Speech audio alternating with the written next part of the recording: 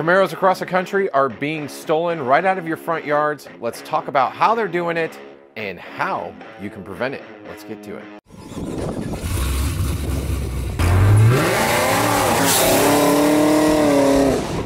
Today's video is brought to you by Lethal Garage Synthetics. If you guys didn't know, I've been an AMSOIL dealer for over 6 years and personally run AMSOIL products in my car, from engine oil, trans fluid, rear gear, brake fluid, etc. Have it all, even their coolant.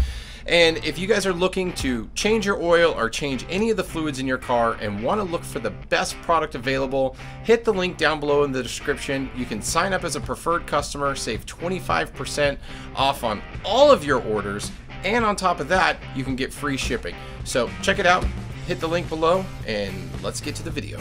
What is going on, guys? Matt over here with Lethal Garage, and today we have a little bit of Camaro news, not necessarily out of GM, but more so what is happening within the community of cars. As many of you seen across Instagram, across Facebook, TikTok, etc.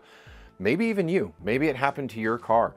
Camaros are being stolen left and right, and they are on the rise. Like locally here, even Los Angeles County, etc. There's reports coming out where, you know, anywhere from 5 to 7 cars were stolen. Now 90 plus cars are now being stolen, and it just keeps growing. Now, there is a thing that is allowing thieves to duplicate your key fob. So if you don't know, your key fob has a little signal. That's what signals to your vehicle and unlocks the doors and allows you to start your car, etc., etc.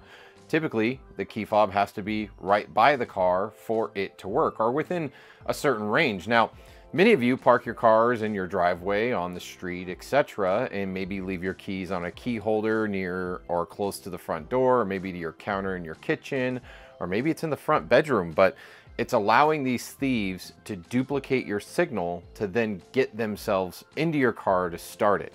Now, some of these instances aren't always true. It's not always a duplicator.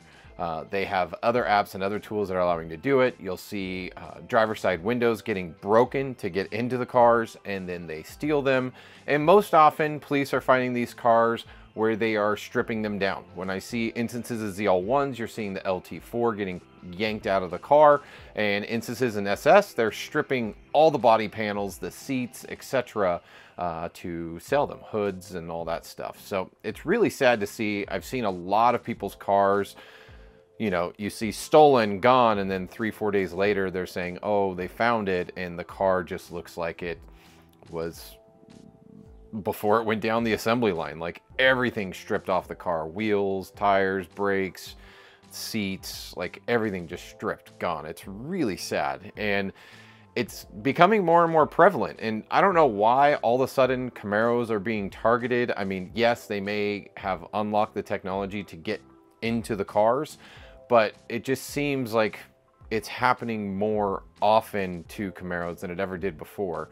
And it's weird on how they're stripping them down, not necessarily for everything. Like the SS cars, they're, in most of the cases that I've seen, they're leaving the SS motors in the cars. Now, maybe they just didn't get to them before they got busted or caught, but in the LT4 style cars, so like the ZL1, that seems to be the first thing getting yanked out of the car. So it's tragic. It's something you need to watch out for. If you do park your car outside, you know, if you have like Nest cameras and stuff like that, set up an alert. Like, you know, you can do a highlight window around your vehicle, like in most of those apps. So that way, if there's any movement or anything, your phone gets alerted, and that way you might be able to run out and stop these thieves.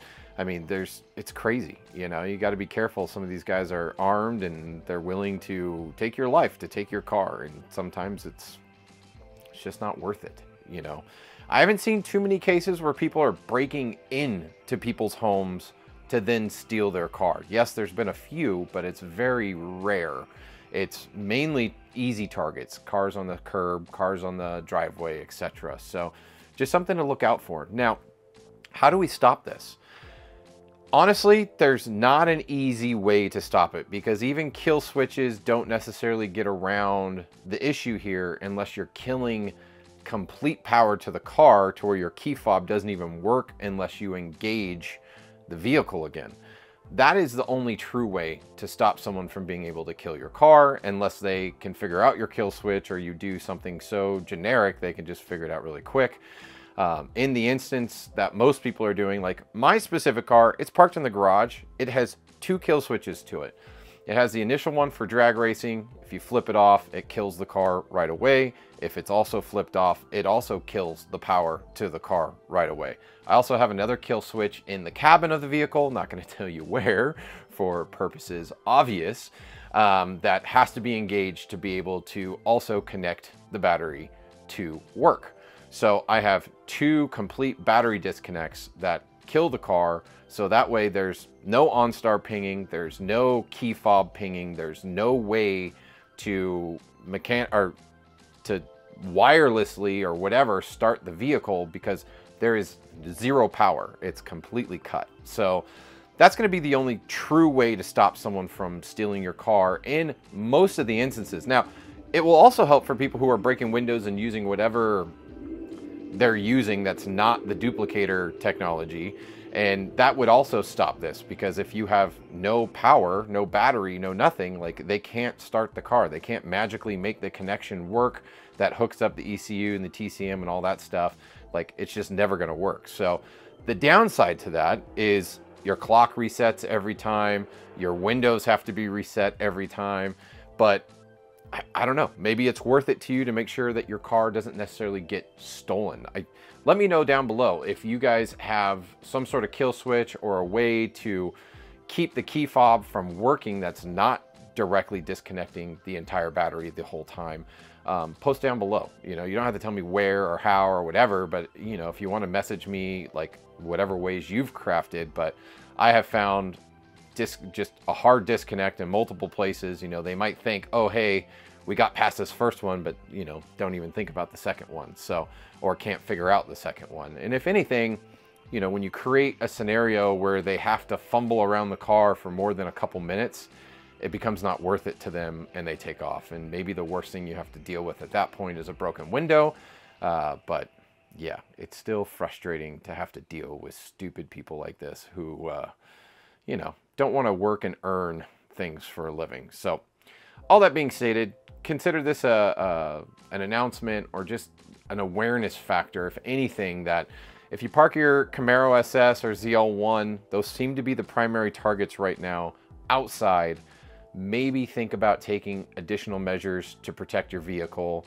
You know, if you have a great insurance and whatever, like, so be it. You know, let your car get stolen and, you know, you might get a check, especially if you have gap insurance. Make sure you have that, because, you know, what you owe on the car versus market value may be completely different. And if you don't have gap insurance, you may find yourself on the hook for additional money that your insurance isn't going to pay. So make sure that is kept in mind. Now, if you guys have ZL1s or ZL11LEs and you're parking them outside, like, first off, that's a no-no in my book. But 2, like, insurance is probably not going to be able to find one unless you're on the used market, because I know a quick search pulls up, there's literally no ZL11LEs that are brand new sitting on lots across the country right now. At least not in my local area. I didn't do a full country search, but there might still be a couple that are marked up to high heck. But insurance isn't going to pay that price for them if they're stolen, and then you're going to find yourself having to go for a used vehicle, which isn't always ideal, but you know, it is a possibility. So keep your Camaro safe, guys. You know, maybe take the extra measures, go talk to your your build shop or whatever. They can definitely help you craft or set up kill switches for your vehicle. I think it's worthwhile to protect your investment, you know, especially if you have to park your car outside for whatever reasons. You know, that I get it. You know, sometimes you just don't have space in the garage, or maybe you don't even have a garage. You live in an apartment or something like that. So, but protecting our cars and protecting our babies, I know it's my personal preference to do so. Yes, it's a little bit frustrating that you have to do a couple more steps before you just hop in your car and take off, but knowing that someone else isn't going to be able to hop in my car and take off is definitely a breath of fresh air. So all that being stated, thanks for checking out the video. Let me know if you guys have fallen victim to this craziness that's going down. If you have ways that you protected your car that's not directly, completely like disconnecting your battery, would love to hear that. But as far as I'm aware, you have to disconnect the battery to kill anything that has to do with like OnStar or your key fob and all that stuff. So I could be wrong. I don't know everything. So I'd love to hear your guys' feedback and comments. But all that being stated, thanks for checking out the video. And until next time, guys, see you on the road.